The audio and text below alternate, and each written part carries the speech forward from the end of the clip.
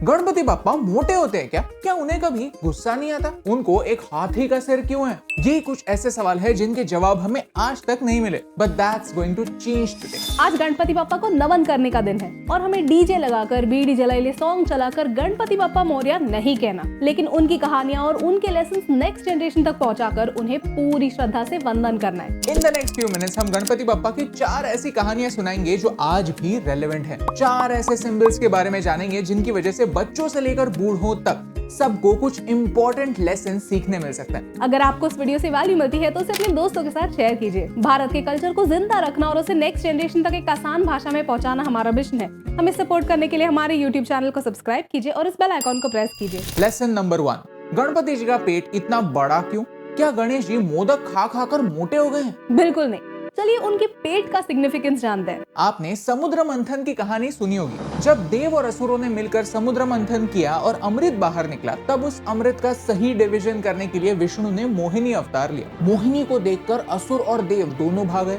शिव जी भी उन्हीं देवों में से एक थे जो मोहिनी की ब्यूटी को देखकर सम्मोहित हो गए। जब विष्णु ने मोहिनी अवतार त्याग दिया, तब शिव जी गुस्सा हुए, और वो भी इतना कि उससे एक असुर क्रिएट हो गया। उसका नाम था Krodhasur, the monster of anger. Krodhasur ने जल्दी पूरी दुनिया पर कब्जा कर लिया और तीनों लोक पर रूल करने लगा। सारे देवों ने शिव जी से कहा कि इस असुर को रोकना होगा। तब शिव जी ने गणेश जी से प्रार्थना की और गणेश जी ने अवतार लिया लंबोदर का। क्रोधासुर से लड़ने के बाद और उसे हराने के बाद गणेश जी ने उसे माफ किया, लेकिन कहा कि अब तुम मेरे कंट्रोल में रहोगे। ये काफी सिंपल लेकिन काफी डीप स्टोरी है। लंबोदर का मतलब होता है पॉट बेलीड, या जिसका पेट बड़ा हो, जो गुस्से जैसे डिस्ट्रक्टिव फोर्स को कंट्रोल करे। जो गुस्से को कंट्रोल नहीं कर पाता वो अपना ही नुकसान कर देता है। भगवान गणेश का बड़ा पेट इसी की निशानी है कि उन्होंने अपने गुस्से पर कंट्रोल पाया है। लेसन नंबर 2, तो क्या गणेश जी को कभी गुस्सा नहीं आता? आता है, जरूर आता है। एक बार गणेश जी अपने वाहन मूषक पर बैठकर सृष्टि के चक्कर लगा रहे थे। एक छोटे मूषक पर इतने बड़े गणेश जी को बैठा देख चंद्र को हंसी आई। गणेश जी ने उसे श्राप दिया कि वो गायब हो जाएगा। चंद्र को अपनी गलती का एहसास हो गया। उसने झट से पूरे दिल से माफी मांगी। अब श्राप वापस नहीं लिया जा सकता, लेकिन गणेश जी ने एक सोल्यूशन निकाला। उन्होंने कहा, ठीक है, तुम गायब हो जाओगे लेकिन धीरे धीरे दिखने लगोगे। उससे एक गलती जरूर हुई थी, लेकिन चंद्र दिल का बुरा नहीं था। इस स्टोरी के थ्रू गणेश जी हमें सिखाते हैं कि अपने सेल्फ रिस्पेक्ट को प्रोटेक्ट करना जरूरी है, लेकिन जिसे गुस्सा करना आता है उसे माफ करना भी आना चाहिए। अगर कोई सच्चे दिल से माफी मांगे तो उसे माफ करना आपको छोटा या कमजोर नहीं बनाता, बल्कि वो आपका बड़प्पन दिखाता। गणेश जी ने उसे माफ करके एक पॉसिबल एनिमी को अपना दोस्त बना लिया। उनके भालचंद्र रूप में आप इसी चंद्र को उनके फोरहेड पर देख सकते हैं। लेसन नंबर 3, गणपति जी को गजानन या फिर एलिफेंट हेड क्यों कहा जाता है? ये समझने के लिए शर्ली और जेनी की स्टोरी सुनता है। शर्ली एक सर्कस एलिफेंट थी जिसे अमेरिका की सर्कस में लोगों की एंटरटेनमेंट के लिए अब्यूज किया जाता था, मारा जाता था। बढ़ती एज के साथ उसे आर्थराइटिस हो गया और वो सर्कस में परफॉर्म करने की कंडीशन में नहीं थी। फिर उसे एक जू को बेचा गया जहां वो एक अकेली एलिफेंट थी, और जब उस जू के लिए शर्ली को मेंटेन करना एक लायबिलिटी हो गया, तब उसे टेनेसी के एक एलिफेंट सैंक्चुरी में भेज दिया गया। यहाँ दूसरे एलिफेंट्स के साथ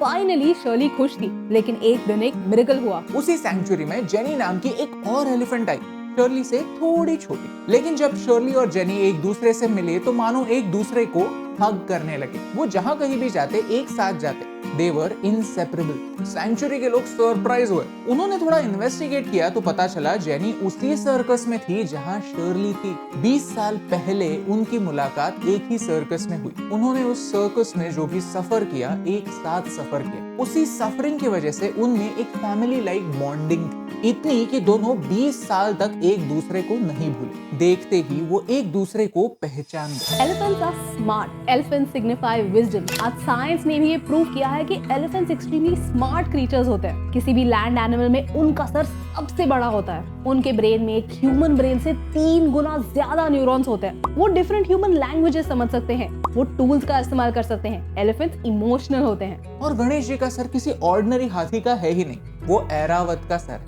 ऐरावत कोई आम हाथी नहीं था, वो इंद्र का वाहन था। ऐरावत बारिश, फर्टिलिटी और समृद्धि यानी प्रॉस्पेरिटी का प्रतीक। और कोइंसिडेंस देखिए, जब गणेश फेस्टिवल आता है तब नेचर भी प्रॉस्परस होता है। इस सिंबल के थ्रू गणेश जी हमें एक एलिफेंट की तरह स्मार्ट और इमोशनल एक साथ होने का मैसेज देते हैं। लेसन नंबर 4, क्या गणेश जी इतने स्मार्ट है कि उन्हें कभी प्रॉब्लम ही नहीं होता? गणेश जी को हम विघ्न हरता कहते हैं। विघ्न यानी ऑब्स्टिकल्स और हरता यानी दूर करने वाला। लेकिन इसका मतलब ये नहीं कि उनके खुद के लाइफ में कभी ऑब्स्टिकल्स आए ही नहीं। कुरुक्षेत्र पर पांडवों और कौरवों का युद्ध खत्म होने के बाद व्यास मुनि ने महाभारत लिखने की जिम्मेदारी उठाई, लेकिन इन्फॉर्मेशन इतनी ज्यादा थी कि उन्हें किसी ऐसे की मदद लगी जो उसी स्पीड से लिख पाए जिस स्पीड से व्यास मुनि महाभारत बता रहे, और ये काम गणेश जी को छोड़कर कोई और कर ही नहीं सकता था। गणेश महाभारत नोट डाउन करने के लिए रेडी तो हुए, लेकिन एक शर्त पर, व्यास रुकेंगे नहीं। वेद व्यास ने हंसकर अपनी उल्टी शर्त लगाई, गणेश अगर उस श्लोक को समझे नहीं तो वो लिखेंगे नहीं। एक बुद्धि का देवता और एक महाकाव्य रचयिता, दोनों ने शर्तें मानी और महाभारत का लेखन शुरू हुआ। व्यास श्लोक बताते गए और गणेश जी उन्हें लिखते गए, लेकिन एक समय ऐसा आया जहां पर गणेश जी की फेदर निब टूट गई। खुद ही की शर्त की वजह से गणेश जी फंस गए। अब करेंगे क्या?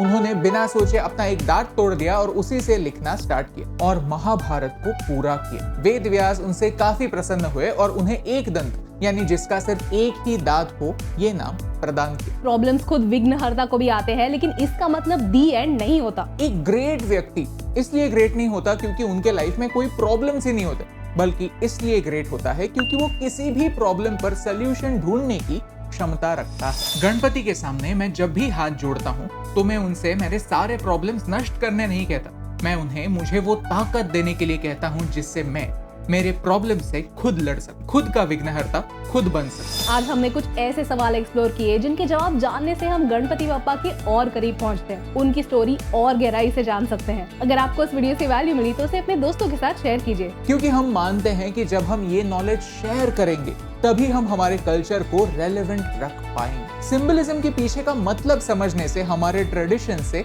अच्छी तरह से कनेक्ट कर पाएंगे, और यही इंपॉर्टेंट बात आप तक पहुंचाने से मुझे फर्क पड़ता है। हे दोस्तों, thank you so much for watching this video till the and. अगर आपको ये वीडियो अच्छा लगा तो वो लाइक बटन प्रेस कीजिए, और गणेश जी की और कौन सी स्टोरीज है जो हमें नेक्स्ट वीडियो में इंक्लूड करनी चाहिए हमें कमेंट्स में बताइए। अगर आपको कृष्ण भगवान की ऐसी ही इंटरेस्टिंग स्टोरी सुननी है तो यहाँ पर क्लिक कीजिए। भगवान राम रामायण की अपनी स्टोरी से क्या लेसन हमें सिखाता है और वो क्या आज की दुनिया में रेलेवेंट है, हमने इस वीडियो में एक्सप्लोर किया। So thank you so much for watching this video, क्योंकि आपके सपोर्ट से हमें फर्क पड़ता है।